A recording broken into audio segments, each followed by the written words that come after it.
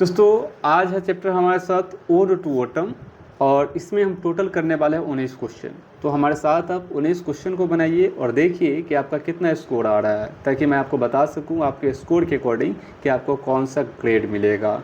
और उस ग्रेड के अकॉर्डिंग आपको ये भी समझना है कि इस चैप्टर को आपने सही से पढ़ लिया है या फिर इस चैप्टर को आपको फिर से पढ़ने की ज़रूरत है। तो ये दोनों चीज़ों का जांच आपका इस चैप्टर में इस वीडियो में होने वाला है। तो एकदम इत्मीनान से इस एक एक ऑब्जेक्टिव को बनाते जाइए और अपना स्कोर काउंट करते जाइए। चलिए, सबसे पहला क्वेश्चन क्या कह रहा है, autumn start with the departure of dash season. मतलब ऑटम जो है स्टार्ट होता है किस सीजन के डिपार्चर से, किस सीजन के ख़त्म होने से। ऑप्शन ए है समर के ख़त्म होने से, ऑप्शन बी है विंटर के ख़त्म होने से, ऑप्शन सी है रेनी के ख़त्म होने से, ऑप्शन डी है स्प्रिंग के ख़त्म होने से। तो इसका जो सटीक आंसर है ये हमारा option number C rainy season होगा।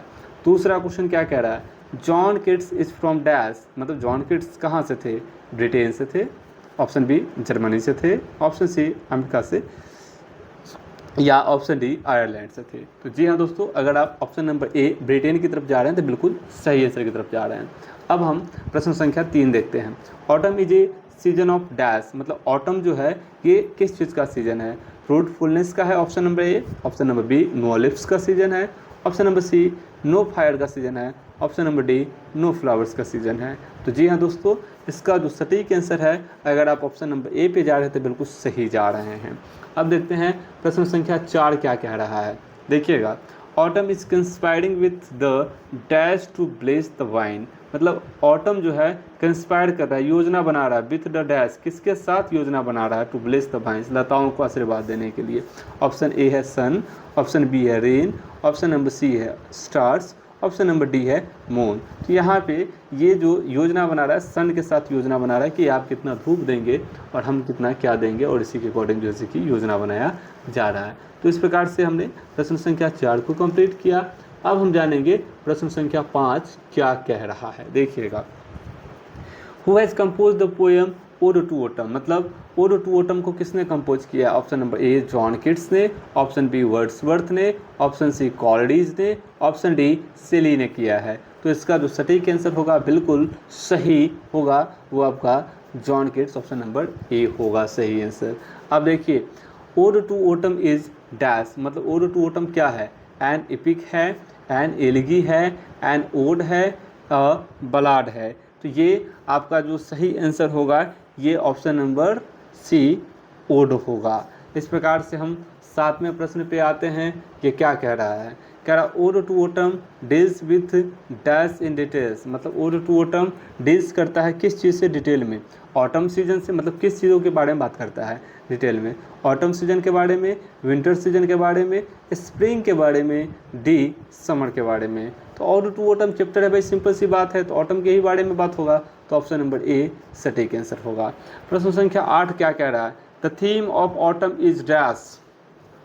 मतलब ऑटम का जो थीम होता है वो कैसा होता है, स्कार्सिटी है, अबंडेंस है, फुलफिलमेंट या मैच्योरिटी है, नन ऑफ दीज क्या होगा। तो यहाँ पे ऑप्शन नंबर सी मैच्योरिटी या फुलफिलमेंट, ये ऑप्शन नंबर सी होगा सही आंसर।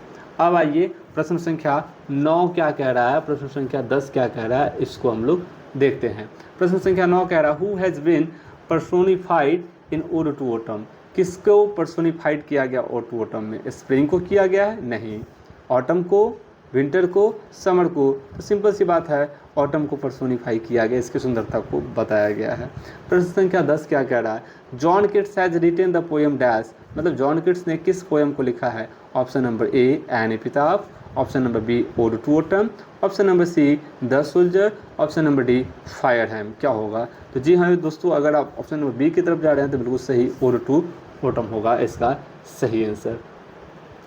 प्रश्न संख्या 11 क्या कह रहा है, कह रहा है conspiring with him how to load and bless is taken from dash. मतलब कंस्पायरिंग विथ हिम, मतलब उसके साथ योजना बना रहा है कैसे जैसे कि लोड किया जाए, कैसे भरा जाए, ये कहाँ से लिया गया है लाइन।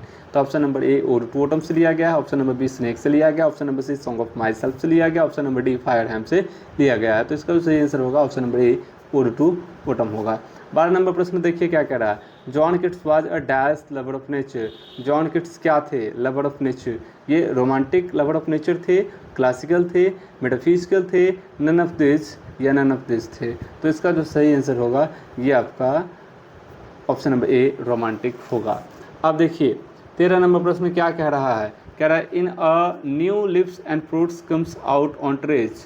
मतलब ये जो नया पत्ता है और फल है ये कब आता है? तो स्प्रिंग में आता है, ऑटम में आता है, विंटर में आता है, समर में आता है। तो सही आंसर आपका बी ऑटम होगा। अब आगे देखिए प्रश्न संख्या 14 में क्या कहा जा रहा है, ध्यान दीजिएगा। कह रहा है and gathering swallow Twitter in the sky is taken from. मतलब सभी पक्षी जो है swallow हो जाते हैं, गैदर हो जाते हैं, चहचहाते हैं स्काई में। ये लाइन कहाँ से लिया गया? ओड टू ओटम से लिया गया है, द सोल्जर से लिया गया है, सॉन्ग ऑफ माई सेल्फ से लिया गया, एन एपिताफ से लिया गया है। तो इसका जो सही आंसर होगा option number A ode to autumn होगा। अब आइए प्रश्न संख्या 15 क्या कह रहा है, ध्यान दीजिएगा। प्रश्न संख्या 15 पे ध्यान दीजिएगा क्या कह रहा है। प्रश्न संख्या 15 कह रहा है season of mist and mellow fruitfulness is written by dash. मतलब ये सीजन ऑफ मिस्ट कोहरे का समय और फलों का समय ये किसके द्वारा लिखा गया है? Option number A John Donne, option number B Walt Whitman, option number C W.H. Auden, option number D John Keats. तो यहाँ पे सही आंसर आपका डी होगा John Keats. The watchest the last using absurds by absurds is from. मतलब ये जो है किसी चीज़ को देखना है जिसमें जैसे कि बताया गया है कि गिरता हुआ जो फ्रूट जूस है उसको अंत तक जैसे कि कोई देख रहा है। ये जो लाइन है कहाँ से लिया गया है? सॉन्ग ऑफ माई सेल्फ से लिया गया option number A, option number B an epitaph से लिया गया है, option number C ode to autumn से लिया गया है, option number D the soldier से लिया गया है। तो इसका जो सही आंसर होगा वो हमारा ऑप्शन नंबर सी होगा ओड टू ओटम। अब आइए प्रश्न संख्या 17 क्या कह रहा है ये देखते हैं हम लोग, ठीक है। 17 नंबर प्रश्न देखते हैं। कह रहा है who sits carelessly on a granary floor in ode to autumn. कौन जो है कि अनाज के भंडार पे एकदम आराम से बैठा हुआ है बेपरवाह की तरह, ये ओड टू ओटम में। ओल्ड मैन बैठा हुआ है, चिल्ड्रन बैठा हुआ है, यंग मैन बैठा हुआ है या ओमेन बैठा हुआ है? डी ऑप्शन नंबर सही होगा। Kids was a dash poet. ये कैसे पोएट थे? रोमांटिक थे, विक्टोरियन थे, मॉडर्न थे, नन ऑफ दिस थे। तो ऑप्शन नंबर ए रोमांटिक होगा, 18 नंबर सही होगा। 19 नंबर पे आइए each stand of ode to autumn consist of dash lines. मतलब ओड टू ओटम में कितना लाइन मौजूद होता है? 11 line, 12 line, 13 line, 14 line. Ode to autumn में कितना लाइन मौजूद है सो बताना है आपको। तो इसमें इसका जो सही आंसर होगा क्या होगा आप लोग कमेंट में बताइएगा। मेरे ध्यान में भी ये नहीं आ रहा है तो आप कमेंट में ज़रूर बताइएगा। चलिए मिलते हैं फिर किसी नेक्स्ट वीडियो में, लेकिन उससे पहले अपना ग्रेड आप लोग जानते जाइए, जान करके जाइए। देखिए अब हम आपको ग्रेड बताने वाले हैं कि आपने इसमें कितना स्कोर किया है, उसके अकॉर्डिंग आपको हम ग्रेड बताने वाले हैं। तो ये रहा ग्रेड आपका, आप देखिएगा और मिला लीजिएगा कि आपने कितना सही किया है और उसी के अकॉर्डिंग आप अपना ग्रेड खुद से निकाल लीजिएगा। देखिए अगर आपने 16 से 18 सही किया है मतलब आप एक्सलेंट है, A+ के कैटेगरी में है, मतलब आपने इस चैप्टर को खूब मज़े से पढ़ा है, आपको इस चैप्टर में कोई दिक्कत नहीं है। 14 से 16 सही किया है, इसका मतलब ये हुआ कि आप वेरी गुड हैं, आपने इस चैप्टर को अच्छा से पढ़ा है। 12 से 13 पढ़ा है, इसका मतलब ये हुआ कि आप ठीक हैं, बहुत ज़्यादा ठीक नहीं है लेकिन ठीक है इस चैप्टर में, ठीक है। 11 से 12 पढ़ा है, इसका मतलब एवरेज है, ठीक ठाक है, मिला जुला के, थोड़ा सही है थोड़ा गलत भी है, मिला जुला के ठीक ठाक हैं आप, ठीक है। 9 से 10 पढ़ा है तो आप रेड जोन में हैं, 9 से 10 अगर सही हुआ है तो आप रेड जोन में हैं। अभी आपको इस चैप्टर को और पढ़ने की ज़रूरत है, प्रैक्टिस करने की ज़रूरत है और MCQ बनाने की ज़रूरत है।